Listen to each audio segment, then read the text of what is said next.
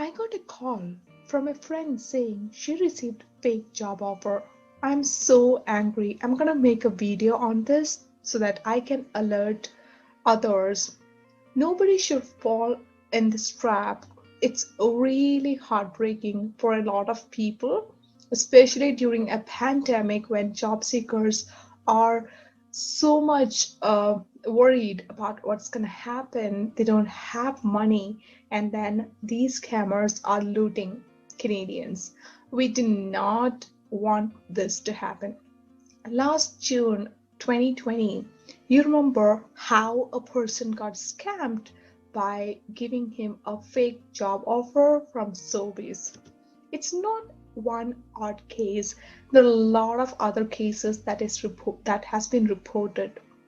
Imagine yourself in that position. What would you do? So probably some of you might be thinking like you're not that stupid. You would verify, but the scammers are really, really getting advanced. With the pandemic, they have realized that there's a potential market to kind of loot job seekers.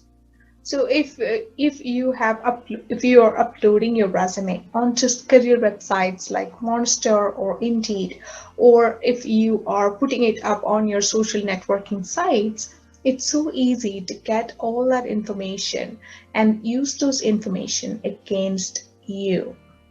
So now they are getting better, so we need to be better detecting the scams tricks. So why can't we be better than them to spot the fake job offers? The first on my list is if the job offer seems too good to be true.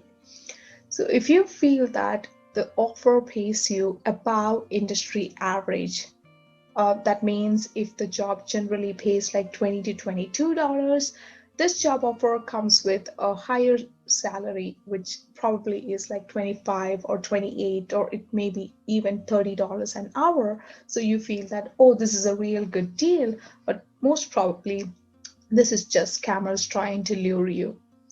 And they might also offer flexible work timings or 8 to 5 work from home, and other perks and benefits. And they will make all those promises, which you would think is a great deal. And most of the time, they're just trying to get you apply and proceed with the application.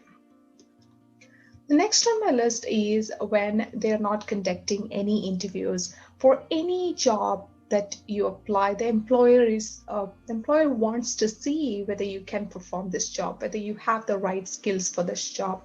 They want to know you as a person before they hire you. They want to make sure that they can trust you.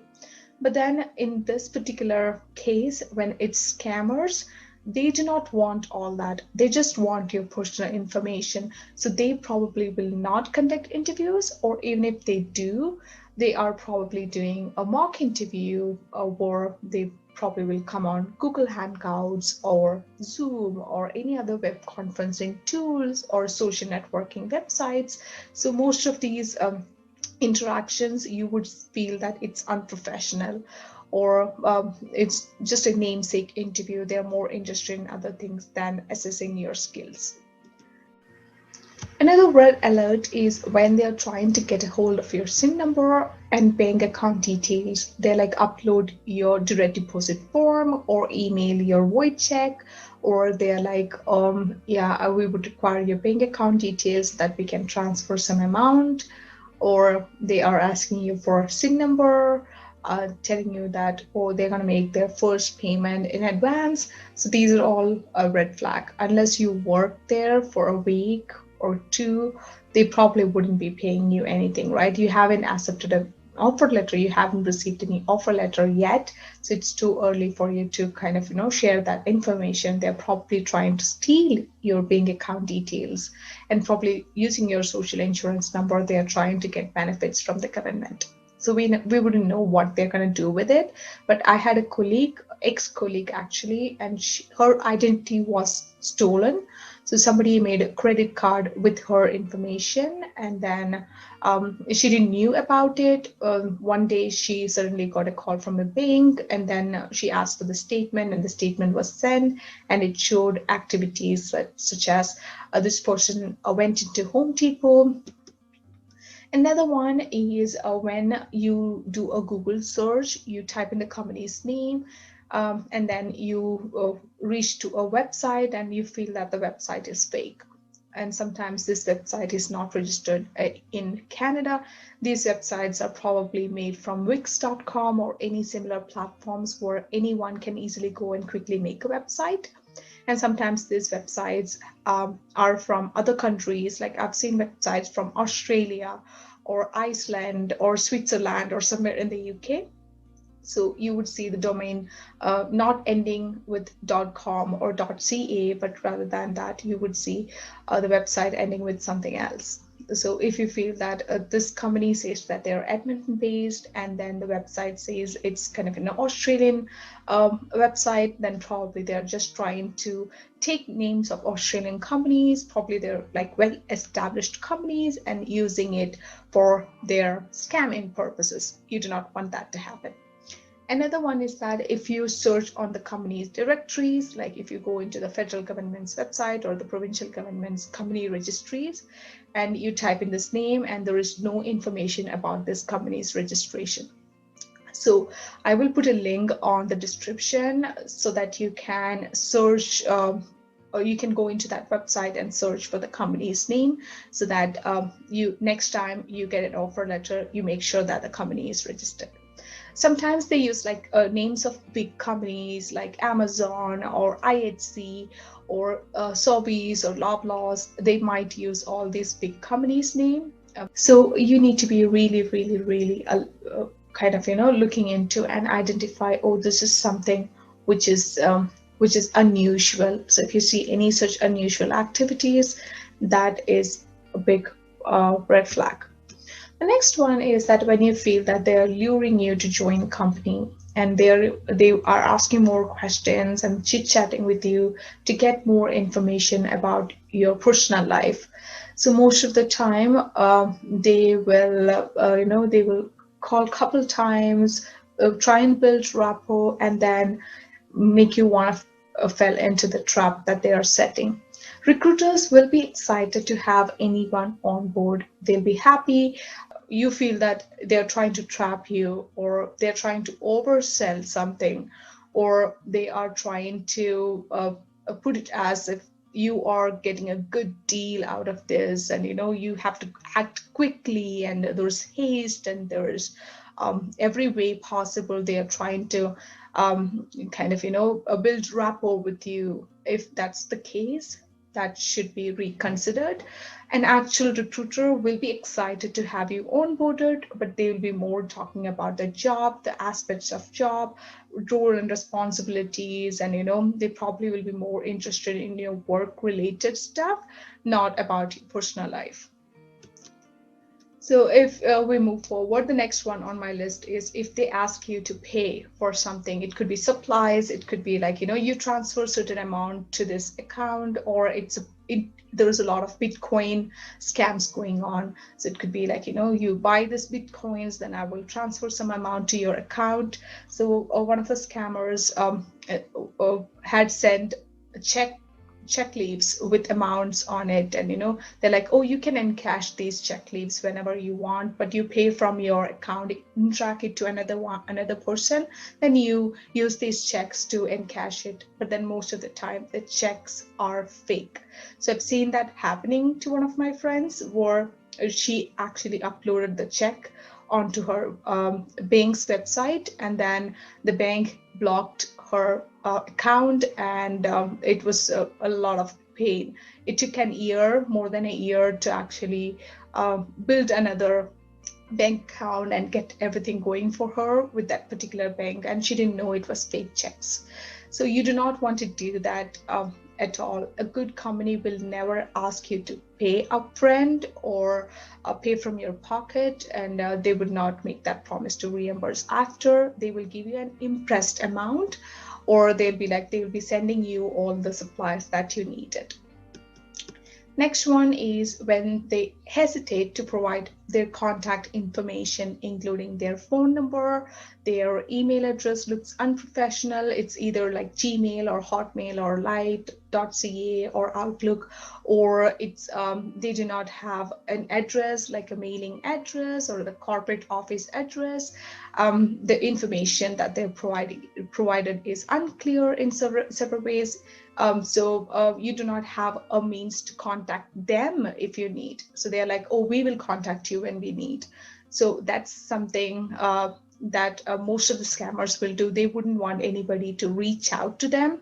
So if at all you call back to that number, you probably will hear a voicemail where it's not the voicemail greeting is not professional. Probably if at all they take the call, you can hear that it's kind of an unprofessional atmosphere. With the work from home, I understand if you call recruiter, there are chances that you hear all the background noise at work at the house, like kids crying and dogs barking and things like that. But then this is kind of, you will feel that there is something wrong. It's unprofessional. Next one is when you are skimming through the job offer letter, you're reading through it and you feel that there are a lot of typo errors, or there are a lot of grammatical errors, or probably there are other flaws. You can easily spot a Canadian job offer letter if you have been working here before, you have received several offer letters before. So kind of try and compare your previous genuine offer letter with this one. And if you see there are certain aspects of the job offer where they have talked about statutory holidays or vacation or termination clause, and you feel it's not abiding Canadian legal system. So there are a lot of there are like employment laws here. So some of the paragraphs you feel that this is out of the context, or this is not how we do it here. That's a red flag, because most of these scammers live outside Canada, so they do not know how the Canadian labor laws work, and they're trying to edit offer letter differently, and then it's kind of quite easy to catch that particular mistake. So any flaws, if it is not properly formatted, if it is not coming in a company's letterhead, so a lot of ways you can actually detect those scam offer letters. Yeah. So especially if you're a newcomer in Canada, that's when you are not familiar with this. A lot of these times newcomers fall prey for they become victim of this type of fraudulent activities. So please make sure that you are extra cautious when you accept a job offer or when you receive a job offer letter. So now I will speak about the do's and don'ts. So how you can protect yourself from these type of scams and fraudulent activities. So whenever an employer asks for money, or a party asks you for money, like you pay upfront and they will give you an offer in exchange, that is not the right thing to do. So Canadian employers cannot take money in exchange of job. That's not legally right thing to do. So it's legit employers won't ask for money. So if you see on the offer letter, like you have to pay this amount upfront, or you have to pay it within the state, that's a fake job offer for sure. So never pay your hard-earned money to get a job. Do not provide SIN number in early stages of the interview or at the time you receive offer letter. So once you receive offer letter, you have, some companies will give 5 working days for you to get back to them. Some companies, they want somebody to join immediately, but you still can take that offer letter back to home, review it, read through it, make sure that you understand everything before you accept that offer letter. So you can utilize that time to kind of think through it and do some more research on what it is about, and make sure that you understand each and every clause before you sign the offer letter. The minute you decide you want to accept this offer, this is good for you, everything looks good, that is the time you give SIN number to the employer. SIN number would be required when they process payroll for you. So that is the purpose of SIN number. the SIN number will be shared. Under the SIN number, the employers would want to let CRA know how much you're making. So that's the purpose of SIN number. So other than that, employers do not need SIN number for anything else. So you do not want to volunteer that information at the early stages of interview. And next one is that you do not have to put full mailing address on your resume. It is not required, especially these times. Recruiters are also careful about it. Recruiters understand your privacy concerns and the importance of confidentiality. You are uploading your resume onto the career websites like Monster or Indeed. You're uploading your resume on social networking sites. Sometimes you are sharing it with strangers, or if you see an ad and then you see an email address and you're going to email it to them. Sometimes you do not even care who you are emailing it to. I've joined a couple of Facebook groups, and I could see people putting in job posting and they are using their email address, like personal email address with Gmail or Hotmail. I could see that it's not company profile. Either they are trying to take job postings from the company's website, they are putting it on the groups, and then they are using their personal email address to collect resumes. These type of things happens. So please guys, never give your full mailing address, because that way they know where you live, they know your postal code. So when you have you ever seen like bank, if you're dealing with bank, they ask you for your postal code to confirm whether it's you. So now you're putting that information up there. So you do not want that to happen. You could give the city's name, like if you're applying for a position in Toronto, you put Toronto, Ontario, that's good. If you're applying for Calgary, you put Calgary. If you're applying for Victoria, you can put Victoria, BC. That's it. That's all what we need. If you're providing your legal name, your mailing address, postal code, including postal code, your phone number, your email address, and they know that you haven't worked for last couple months or couple years, because your resume will say that, oh, this is till 2018 or to 2019 you worked. So they know that you haven't been working, right? So it's easy for them to think that, oh, this person will fall into the trap because this person hasn't been working for so long. And it's understandable that if a person is not been working for a year, more than a year, they probably would be desperate to get back to work. And this is when the scammers will think, oh, this is the right target for them. You do not want the scammers to get all the information, so that they approach you with all their tricks. Okay, so that's one thing that you should remember. Another one is to run a Google search about the company. Usually when people do company research, they go in there, they look at the company's website, go on to Wikipedia's page, probably on Glassdoor. You do all that. But now I would ask you to do a company search where you are going to put the company's name and put in words such as scam, fraud, complaints. So if you put that and run a Google search, you would see, like, if you read through the first 10 pages, you would see any fraud activities or scams. So people that had experience, usually people will go online and write it on Reddit or Quora or any other platforms like that. So we would see that. So it's kind of a warning for people. So you definitely go in there and try and put the name. And also you could use the person's name. So whoever is dealing with you, you can put that person's name and also run it in the same way. Then you could see if there are anything that is that's kind of a red flag or alerts about scam, right? So if you have faced something like this in your life, please go online and make a post about it or write about it so that others are alerted about this. So that's one good thing that you can do for the rest of the world. Okay, so it's always good to prevent fraudulent activities from happening, rather than you face it and then you realize this is a fraudulent activity.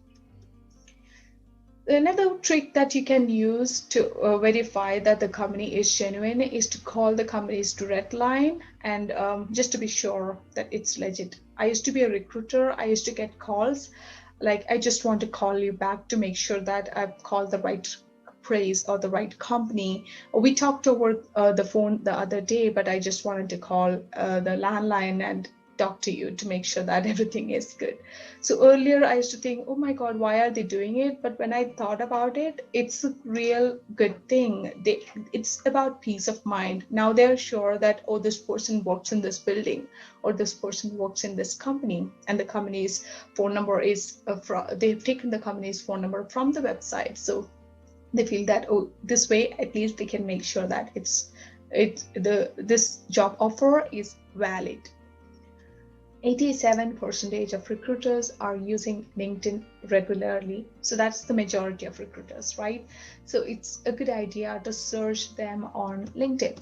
So if you feel that there's anything on LinkedIn is suspicious, their profile is unprofessional, they have very limited connections, like 5 or 6 connections, and they have no activity, or they have no display picture, so that's the time then you should realize, oh, there is something wrong with this person's profile, or probably this is a scam. And if you feel something is wrong, probably you are right. So trust your intuition. If your gut says there is something wrong, something fishy, do not proceed. So if you have any such instances, or if that happened to you, or if there's something that I missed to speak about, but that happened to you or your friend, please put that on the comments box. I would like to hear your stories, and I would reply to it as soon as I can. If you like the content, please like, share, and comment, and subscribe to my channel. That's all I have to say today. Thank you, everyone. You guys are amazing. Have a great day. Thank you.